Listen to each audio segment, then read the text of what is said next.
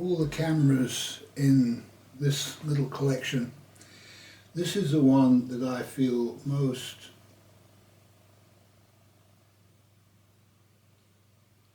sympathy for, really. And it was the camera which kind of started the whole journey for me to make these videos. And together with this one, this was the first camera I got, and this I think was the second one. And it's interesting because this is probably one of the most unknown and underrated and unappreciated cameras in the world. And also the lens. The lens is a wonderful lens. I've only taken one photograph with this lens.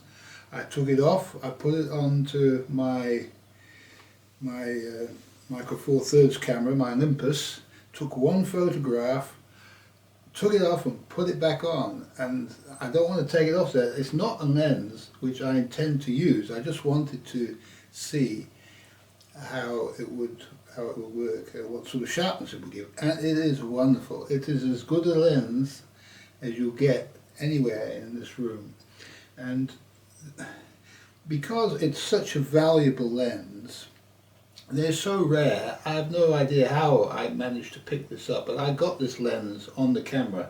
It's a Westergon, and it's quite an appropriate name for this camera, because that's exactly what happened to this camera.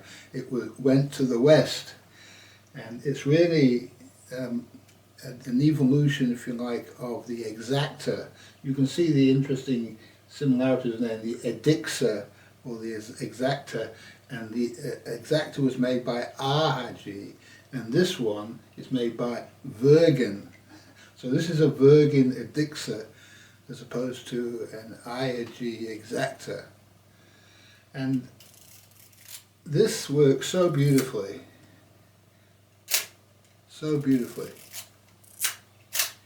that I feel it is the nicest camera of all these cameras. Something about it, its style and everything about it is wonderful. And this was also a system camera that the pentaprism comes off, and there's a waist level viewfinder that you can look down into, and I'll put a picture of that up on the video. The original version of this camera was an all silver version, which I really liked, and they're quite expensive to buy these cameras. You can pay a lot of money for them. I managed to pick this up for a very reasonable price, and the one I managed to pick up was the later version, the Model S, which has got the black, accentuated in black, accented in black, and I like it. It goes beautifully together with the lens, and is also part of that zebra look, if you like, of black and silver. And so, yes, I'll take 5. I'll tell you the story in a minute.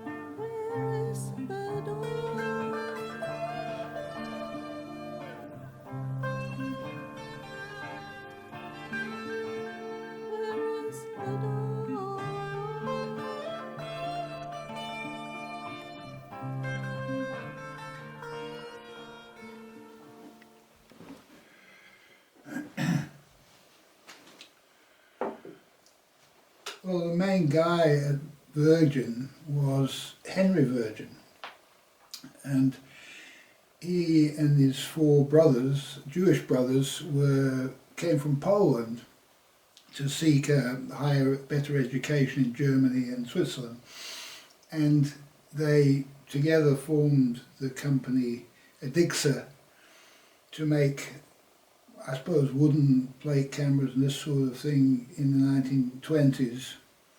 The same as what happened with IAG in Dresden, about the same time. And over a period of time they became well known for their cameras, and after the war, after World War II, the camera work in Dresden, these people here, they became Pentacon and Praktica, and Heinz Waaske was an engineer.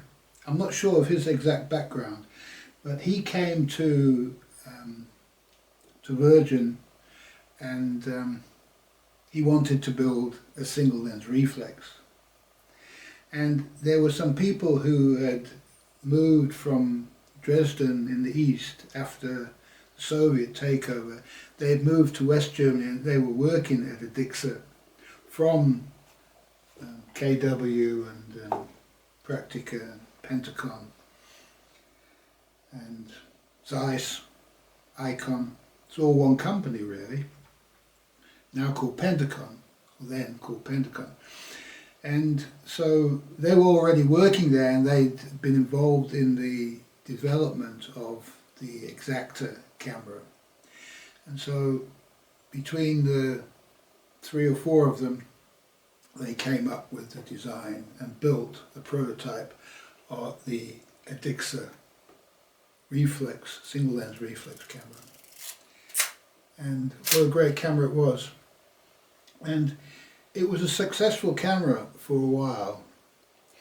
And unfortunately, Heinz Waaske was a very innovative fellow, and he had ideas for improvements and keeping it up to date with the competition in East Germany. But Henri Wirgin was part of the cartel, if you like, who were making cameras based around the compost shutter, and they felt that the cameras, the new camera that Heinz Waaske was developing, was just going to make their cameras, the other cameras, into nothing at all. And so they stopped him developing it really, and so lost the opportunity, if you like, of getting the jump on the Japanese. Shame really. And Heinz Waaske didn't stop there. He developed all sorts of innovative new cameras, and eventually Rollei picked up one of his designs that was rejected by Henri Wirgin, and it became the very famous Rollei 35 that Edixa could have made, but Rollei ended up making it much later than it was actually designed.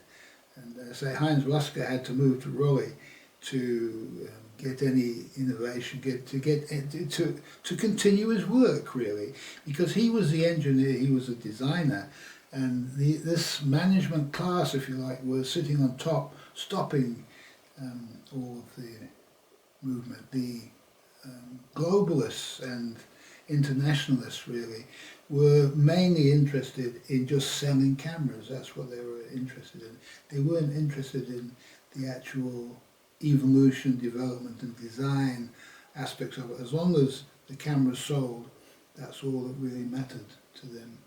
And if they could kill the competition and keep selling their old fake cameras, they would do so. And so it's a shame really what happened to the Edixa matte reflex. And as I say, this I feel is the most wonderful camera in this collection. Now there is an important difference between cameras of this generation, this one, and the next generation up, which is this one and this one. And that is, if you look here, when I turn this, the shutter speed control moves and it turns back when you release the shutter. And it is possible, not very normal, but it is possible to touch this when the shutter's firing and disturb the speed of the shutter. And also the speeds were not able to be, they're all at different positions on the dial here, you can see. So it wasn't as how they would like it to be. It wasn't like the shutter speeds where they were all evenly spaced here. Not the shutter speed, the aperture f-stops. And so the next evolution of the camera, of the single lens reflex camera, was to the dial which doesn't turn, and you can just select whatever shutter speeds high. Also, some of the slow speeds, you could only get the slow speeds by turning another dial. There's two controls on this camera, and for most people it was just a bit much, and so it was better just to be able to select the speed. You can hear that now it's on. We put it on half a second. Okay. It's much more difficult to put this one to half a second. And the same for this one. Let's see if I can do it.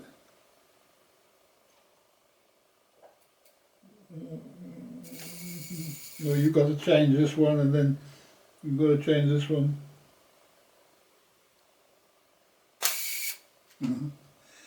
Sounds nice. So this was because the whole thing was a clockwork, and you know, it was all integrated with the knob turning, and it took a fair amount of ingenuity to arrange it so that you just selected it on here and it all worked, because you know the shutter, it had to be made narrower and narrower and narrower until it opened, and then when it opened it had to stay open and then time to shut. Pretty tricky. And so there's quite a lot of ingenuity and a lot of time and effort gone into the evolution of the shutter. And that was what stopped this one, because they decided that they didn't want to put the money into evolving it into that aspect, and also electronics were coming next, and that also stopped them. They didn't want to get involved in electronics like this one has got electronics in it. And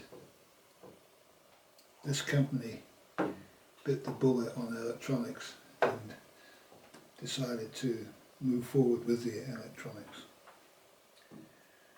With great difficulty, it can be said, because there wasn't any foundation for electronics in Dresden, unfortunately.